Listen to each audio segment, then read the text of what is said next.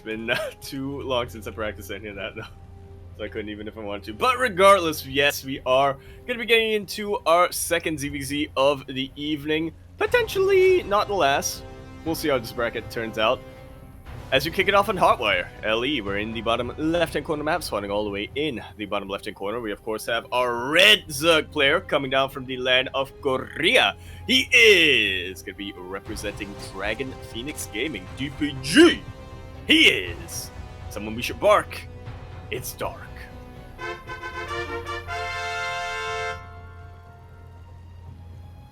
Someone we should bark? I hope we get to cast him on Berlingrad, so that would actually make sense. Or he's gonna bark, or look, I don't. Shaking my head. Spawning in the top right-hand corner of Hardwire LE, we have the South Korean Zerg player. He is blue, representing Alpha X. It is RagnaroK.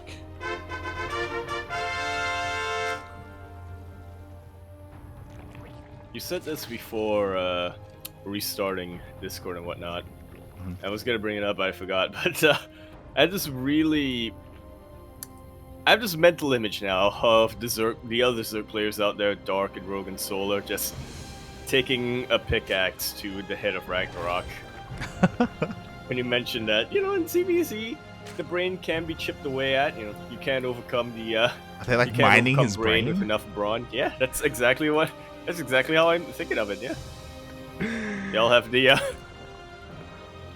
have the mining helmets on and whatnot. Oh god. Well, hopefully his brain is still intact enough to go up against Dark. Again, we're massive RagnaroK fans on this channel. Meanwhile, yo, massive shout out to Whoopi Gold Zerg, not Goldberg. Thank you so much for the Twitch Prime. 5 months. Oh my god. Thank you so much. How are we spreading out these quacks?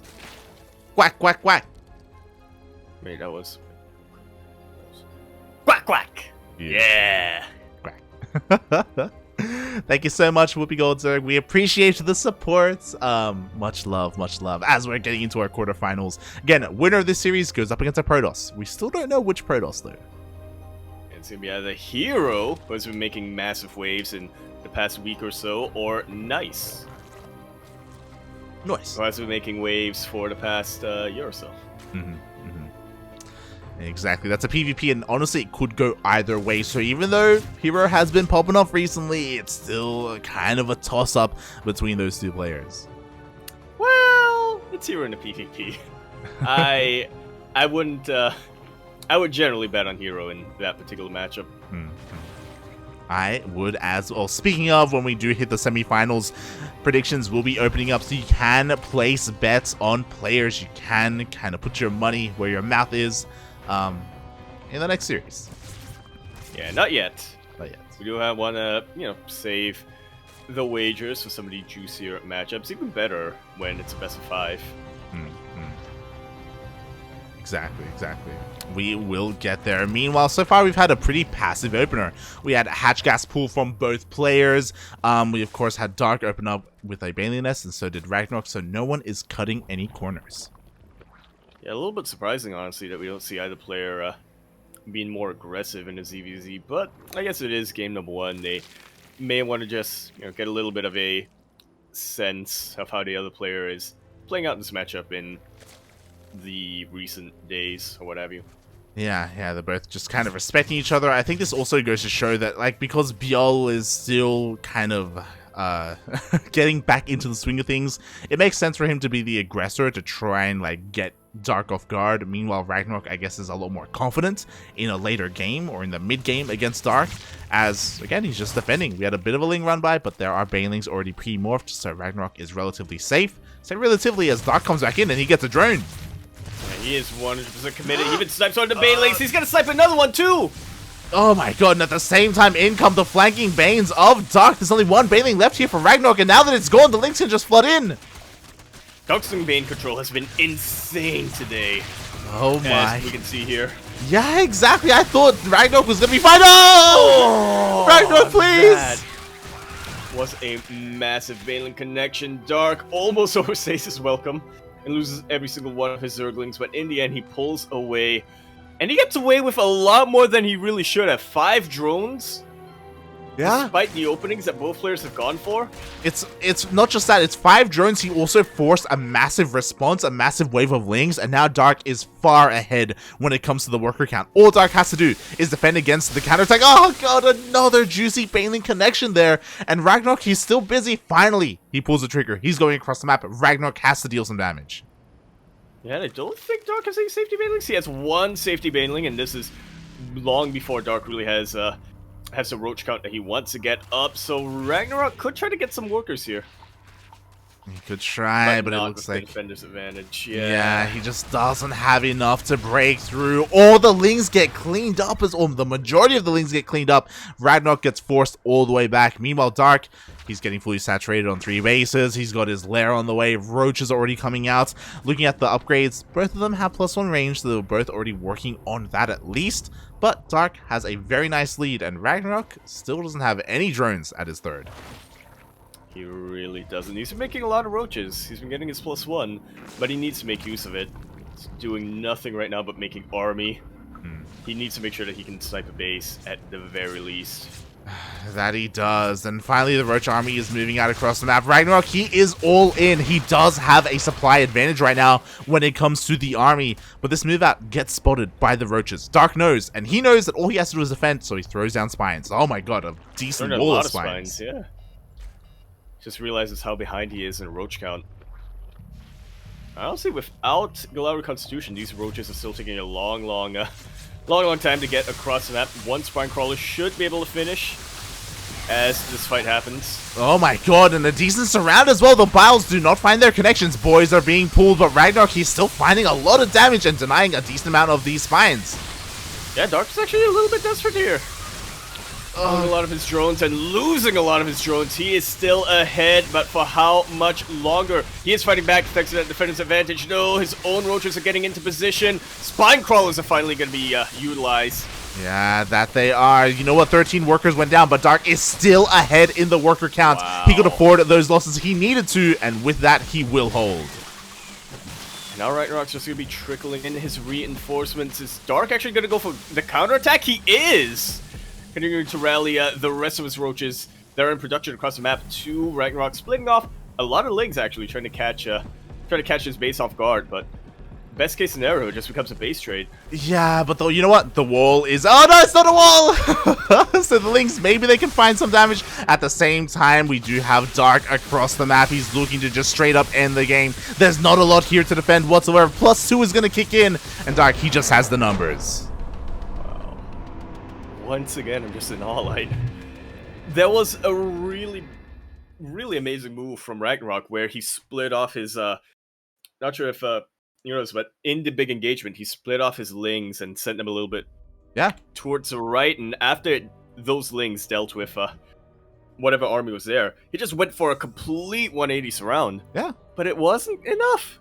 Dark had despite that surround, Dark, I don't know, I guess he had the better DPS. Oh, well, he pulled his drones. That's how he held. Exactly. Come back to me. So what happened was, obviously we had the wraparound, and the move there was he goes for a wraparound with the lings, and then he biles the army. But Dark actually was able to stop himself from getting fully surrounded. He was able to avoid the biles. The boys were pulled, and those spines did eventually finish up. You know, like it was it was the fact that he threw down like 5 of them.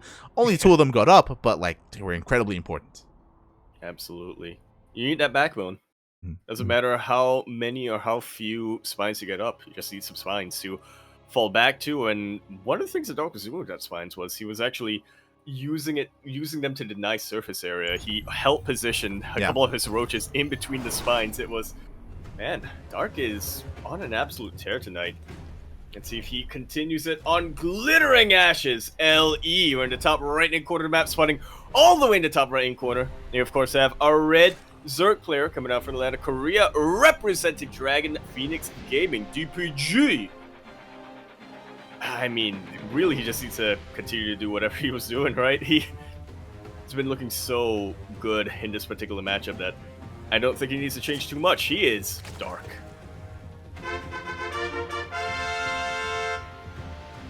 And And spawning in the bottom left-hand corner of Glittering Ashes LE, we have the South Korean Zerg player. He is blue, representing Alpha X. It is RagnaroK.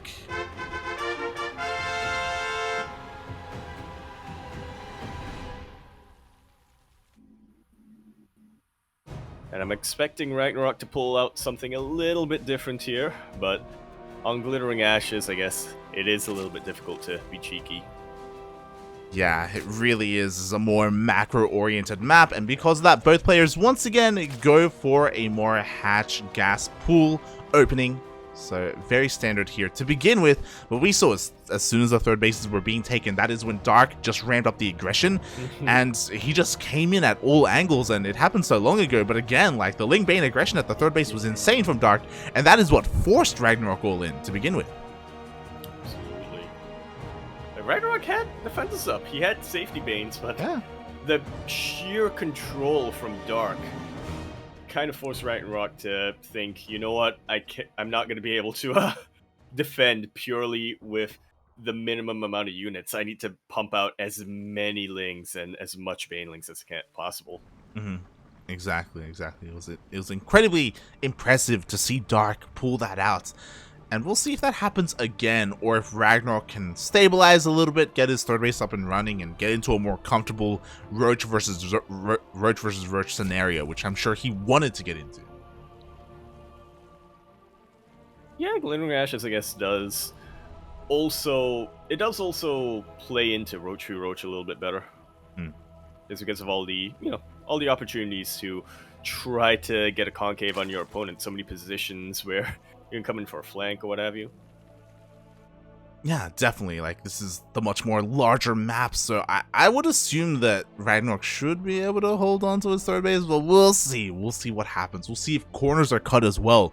Is RagnaroK feeling confident enough, because this map is so much larger, to skip a Baneling Nest and maybe go straight to Roaches instead? We'll see, as Dark does not take that risk. Yeah. Throws on the Baneling Nest, potentially for safety, potentially for aggression as well, as does RagnaroK. I was going to say, I feel like once either player notices that the other is skipping the Baneling Nest, they're just going to flood with Lings. We see both of them being very, very vigilant with their Overlords, and Dark especially with his Zerglings. Exactly. They're looking to smell weakness, and Dark does confirm the Baneling Nest, but he doesn't care because behind this, 18 Lings are on the way, so he wants to be the aggressor once again, just like the previous game. And it seems like RagnaroK may have sniffed this in the water as a possibility. Now he will confirm that's a lot of Lings coming my way. It's a good thing he was making a whole bunch of Lings himself. And 6 safety banes. That is how frazzled RagnaroK is after game number 1. Yeah, it makes sense, right? You know, typically we have 2, and here we have 6. Yeah. We have a little bit of PTSD here, as all the Banelings, they roll on forward. The 2 Banelings of Dark from the right-hand side were sniped, were denied by the Queens. Beautifully done here from RagnaroK. The Banelings are getting a little too far forward here. And, some of them are starting to get sniped. Yeah, this is a decent trade, though. Another Baneling goes down as well. Dark trading kind of beautifully, and a little bit of miscontrol there by RagnaroK. Yeah, Dark trades about evenly. That was a alright Baneling connection. RagnaroK still has enough to chase this back. Oh no, these Banelings are gonna finish. Oh god! They're gonna finish! And they flank right on top of those Lings. Thankfully, RagnaroK still has enough to keep his defense going, but my god, that was such... That was such a risky maneuver from RagnaroK. And this is what's terrifying. Because Dark traded so efficiently, look at the workers. Like, yeah. Dark didn't kill any drones, but because he traded so efficiently, he could make his own and have enough to defend anyway. Exactly. Dark didn't kill any drones because he made sure RagnaroK wasn't making drones. Exactly, and now the army counts are pretty similar, to be honest. Dark, he has the worker lead. Oh, a couple of his queens are gonna get surrounded, but no, they are not. The Banelings of Dark are here to ward away the army of RagnaroK. He's trying his best to try and get some damage done, but RagnaroK, he just can't find a way in. And maybe one good connection on the mineral lines, where there's really not much here to snipe. 2 Lings will snipe the Baneling of RagnaroK, and Dark is still getting ready across the map. god, that he is as Dark. He has his Lings ready to go. Doesn't have any Banelings, not yet, as I'm sure they're going to be welding across the map. No, they actually stay here at the third base. RagnaroK, sure, he's holding on, and sure, he's droning up, but, mate, Dark, he's already making roaches. Dark is already droned up. He can, yeah, exactly. He's evolved past droning. But speaking of evolve, RagnaroK is the first player to get a lair, so as long as he's able to hold on, I really do see him pulling ahead this game. Yeah, as do I, as the Banelings of Dark try and, oh my god, they roll in and they do flank the Lings of RagnaroK. I didn't even notice that. Oh god, I noticed it earlier, but it did come into play here. The Lings of Dark even sniping a couple of drones. They do survive, doing whatever he can, and again, roaches are, oh, finally a good connection for RagnaroK, but at this point it doesn't even matter. Yeah, we're kind of getting to the point where Dark does want to trade some of his Lings, doesn't he? Maybe not all of them, but you know, regardless, he is trying to get a larger roach army. Exactly, like again, he's still up in workers, he's fully saturated on 3 bases, bit of a Ling run by just to confirm the drone count, and now he's well aware, maybe pick up a couple of Banelings wherever he can. And, oh, RagnaroK, his way to come back into this is with the Spire. I'm loving this.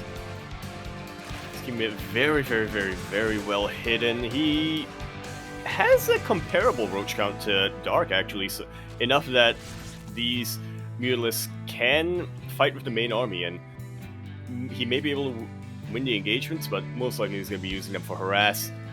Dark, meanwhile, has done nothing but ramp up his roach count throughout this entire time. But he really has. The roach is just getting higher and higher here for Dark. He's getting another base up and running, even getting ready for some Baneling drops, because why the hell not? But again, this Spire has been unscattered, so this could turn the tables here in RagnaroK's favor. He's putting a lot of faith into these Mutas. Exactly.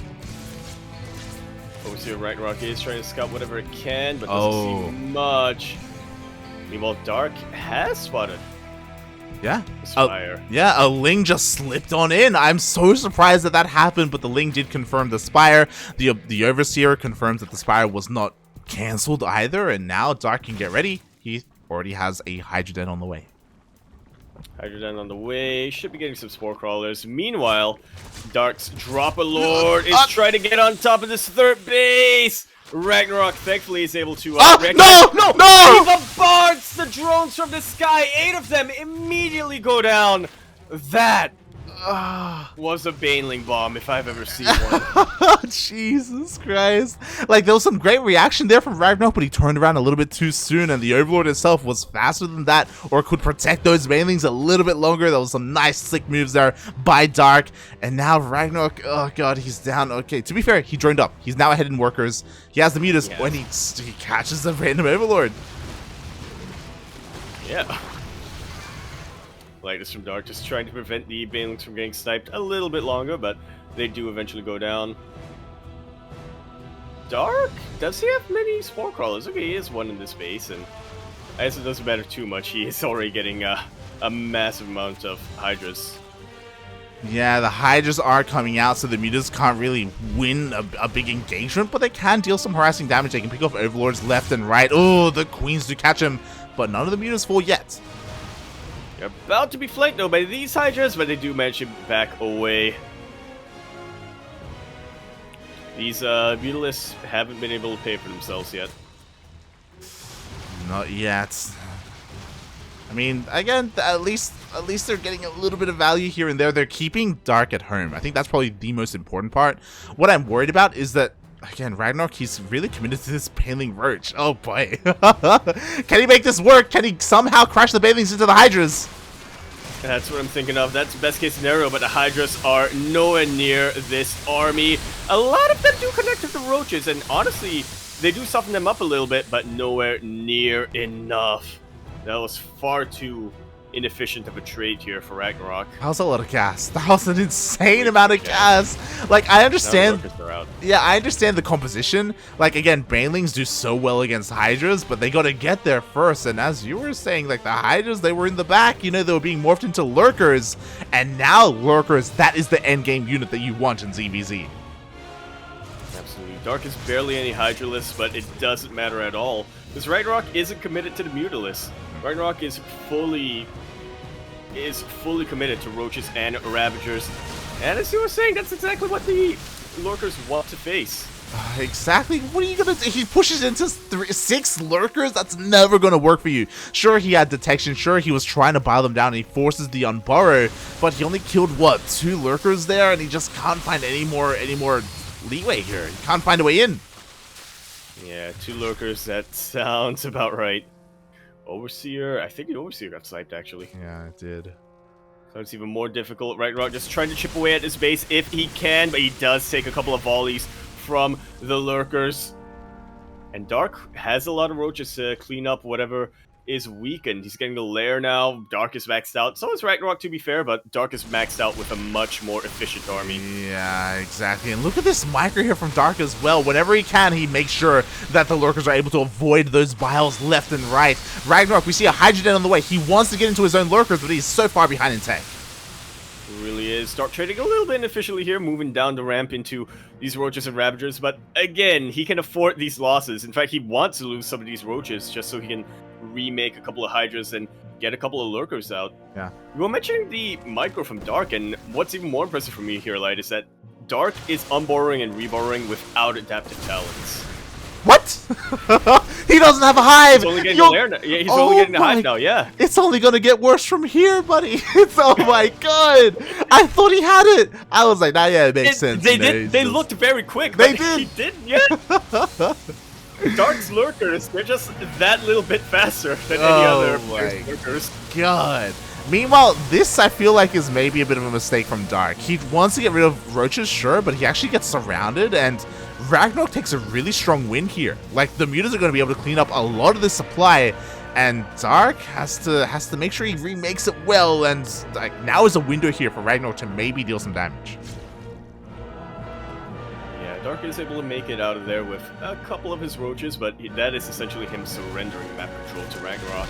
Yeah. Meanwhile, we have some tunneling claw Roaches in the middle of the map. They do get spotted. I thought they did, and they kind of do, but they do get split the up. detection just wasn't. Yeah. Yeah. The detection saw it. It didn't continue to see it. Yeah. If that makes sense. I mean, now he sees it, but he only sees 2. So Dark is still a little bit active here. The Mutas are doing whatever they can. But again, Adaptive Talents just finished up. You know, if you thought the micro from Dark was good before, it's going to be even better now. Or who knows? Maybe Adaptive Talents is too fast for him. Maybe. Ooh. Yeah. Maybe he messes up from there, but it does not seem likely at all. All of these Lurkers burrow immediately on top of these Roaches and already get a couple of volleys off. Yeah, exactly. The Lurkers, though, they don't have too much of a buffer, so Dark has to be careful not to expose them too much. Meanwhile, at the same time, massive Roach run by hits. No, the Hydrogen is here! It's a little bit exposed. It looks like it's not going to go down, but workers are falling regardless. Meanwhile, the Lurkers are trying to find a way in. They will find a free hatchery. He doesn't even go for it. There we go. Okay. We'll clean that out. The Lurkers of RagnaroK have been able to clear out the Roaches of Dark, but not before 12 drones go down. This base goes off for free. There was no way RagnaroK is going to be able to hold that. And now Dark is trying to move up the ramp! Pushing up these ramps can be so difficult, and Dark does not find a way in. Something that Dark has been neglecting, which I'm a little bit surprised about, that RagnaroK is not, as he already has his first one out. Vipers. Hydra Lurker Viper. That is what you want. And Dark has, despite having a much faster hive, avoided them completely. Yeah, I didn't even notice that. It's definitely a really good way of for RagnaroK to just snipe some of these Lurkers here and there, or even then he could, there we go, throw on a couple of Blinding Clouds, and just like that, he's able to crush this assault towards the north, but not towards the south, as this Hydroden will go down. Exactly, like that was a great fight that RagnaroK had, but he lost the base, not just the base, he lost the Hydroden, he was denied an upgrade, he also lost 25 drones. That's what happens when you have enough supply to split and attack in 2 locations at once. Exactly. Meanwhile, Dark has to be careful because, again, we saw how useful, how key, how MVP these Vipers have been in the last fights. Like, Dark needs his own if he wants to combat that. Also, where are they going? RagnaroK, where? Yeah. Let's say they also don't have much energy on them either. No, okay, there we go. He's coming back home. This rally. Yeah. I thought for a second it was like, oh, he's gonna make some hatcheries in the middle of the map and then drain energy from them. And nope. I was huffing too much copium. Oh god. It was a mistake. It's like he's saying he does come back. Meanwhile, yo, you're gonna see a kill in this space. Oh god. There's too much EPS, yeah. RagnaroK could not cancel in time. That he could not. Meanwhile, Dark, he just quickly remaxes faster than that of RagnaroK because Dark does have the superior economy by far. Look at the drones, look at the worker count. Dark, it's insane how far ahead he is. Really is. RagnaroK trying to catch back up, and he is close to maxing out. He'll max out with a larger army as well. An army with Vipers, but at the end of the day, even if RagnaroK wins a fight, if he sustains too many casualties, Dark will just win this game. That he will. The base falls. Dark, he's being pulled apart. As you were saying, he's trying to defend the two places at once. He will crush this army towards the north, but that means that the army towards the south finds a way into the natural. Yeah. And even though he did crush an army towards the north, look at how little resources RagnaroK has left. He just took too many losses in that engagement. The Vipers aren't able to really do much. They were on low energy at the start and just really couldn't contribute until the very end. GG's called. Dark takes that series 2-0.